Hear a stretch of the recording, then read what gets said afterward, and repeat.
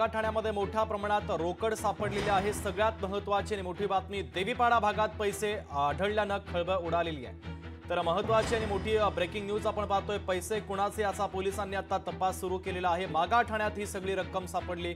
पोलिसांनी या संपूर्ण घटनेचा अधिकचा तपास आता सुरू केलेला आहे। शिवसेनेचे उमेदवार प्रकाश सुर्वे यांचे पैसे असल्याचा आरोप देखील करण्यात आलेला आहे। या संदर्भातले काही व्हिडिओज देखील समोर येतात। ते व्हिडिओज देखील टीव्हीच्या स्क्रीनवरती आपण पाहतोय। पोलीस देखील घटनास्थळी लगेचच दाखल झाले होते आणि पोलिसांनी या घटनेचा अधिकचा तपास देखील आता सुरू केलेला आहे।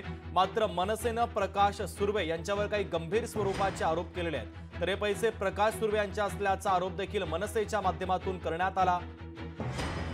तर थोडासा गदारोळ देखील आपल्याला या ठिकाणी पाहायला मिळतोय। पोलीस या ठिकाणी उपस्थित झालेले आहेत आणि पोलीस या संपूर्ण घटनेचा अधिकचा तपास करत आहेत।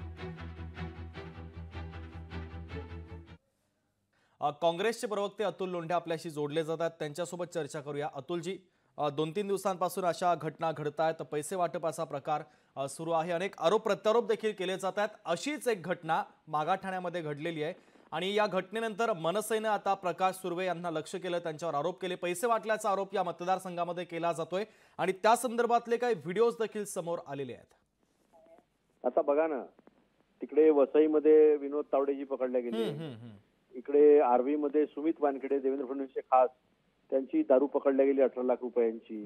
इकडे मागाटणीमध्ये पैसे पकडले गेले शिंदे सेनेचे। तिकडे नाशिकमध्ये हॉटेलमध्ये साठे, त्यांच्याकडे 2 करोडची कॅश पकडल्या गेलेली आहे। म्हणजे किती पैसा आणि किती करप्शन, किती मोठा भ्रष्टाचार, कमिशन, कॉन्ट्रॅक्ट, याच्यातनं आलेला पैसा सगळा ह्या निवडणुकांमध्ये सामान्य जनतेचा पैसा लूट करून ही लूटमार जी चालवली होती त्याचा पैसा आता पकडला जातोय। पण दुर्दैव हे आहे की इलेक्शन कमिशन हे कुठल्याही पद्धतीची कारवाई करत नाही। आता विनोद तावडेंवर काय, तिथे 5 करोडची कॅश सापडली, तिथे त्यांची डायरी सापडली, सगळ्या गोष्टी सापडल्या। त्यांना कायद्यामध्ये असं नाही, आपला मतदारसंघ सोडून जाऊ शकत नाही, पण दुसऱ्या मतदारसंघात ते पकडल्या जातात। पण कारवाई काय तर शून्य आहे आणि वरतून तोंडवरती करून सगळे वेगवेगळ्या पद्धतीने सांगून आले कसं हे चुकीचं आहे, कसं हे वाईट आहे। म्हणजे भ्रष्टाचार पकडणं वाईट आहे, यांनी भ्रष्टाचाराचे आरोप करायचे आणि भ्रष्टाचारी लोकांना आपल्या पक्षात घेऊन सरकार चालवायचं हे चांगलं आहे। सगळे संस्था जे आहे त्या धाब्यावर बसवलेल्या आहे, सगळ्या संस्थांना गुलाम केलेलं आहे आणि लोकशाही संपवण्याचं काम जे त्यांनी केलेलं आहे।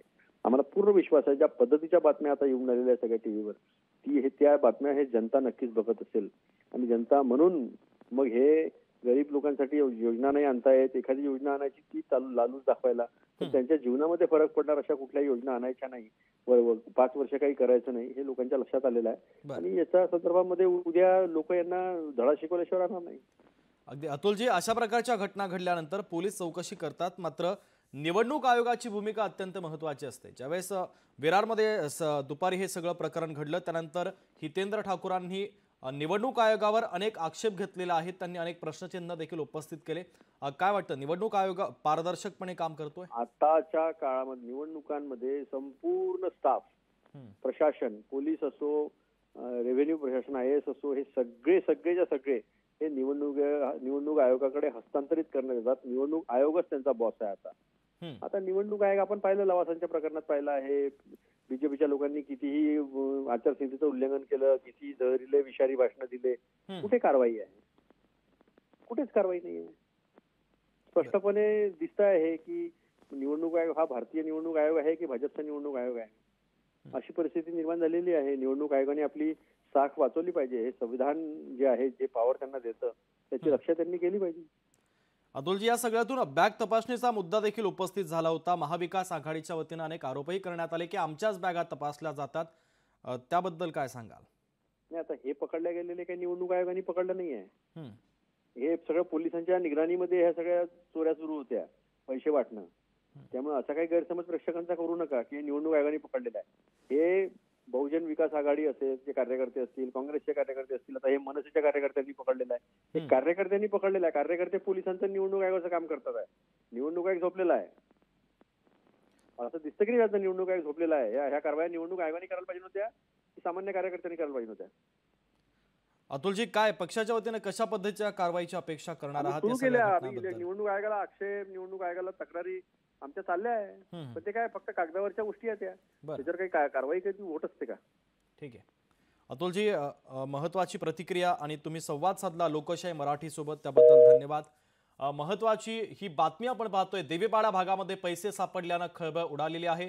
पोलिसांकडून आता हे पैसे कुणाचे याचा तपास सुरू करण्यात आला। मात्र मनसेनं या संपूर्ण प्रकरणामध्ये काही गंभीर स्वरूपाचे आरोप केलेले आहेत। मनसेचा आरोप थेट प्रकाश सुर्वे यांच्यावर आहे। शिवसेनेचे उमेदवार प्रकाश सुर्वे यांचे पैसे असल्याचा घणाघाती आरोप देखील आता मनसेनं केलेला आहे। मनसेचे उमेदवार यांनी देखील लोकशाही मराठी सोबत बोलताना हाच दावा केलेला आहे।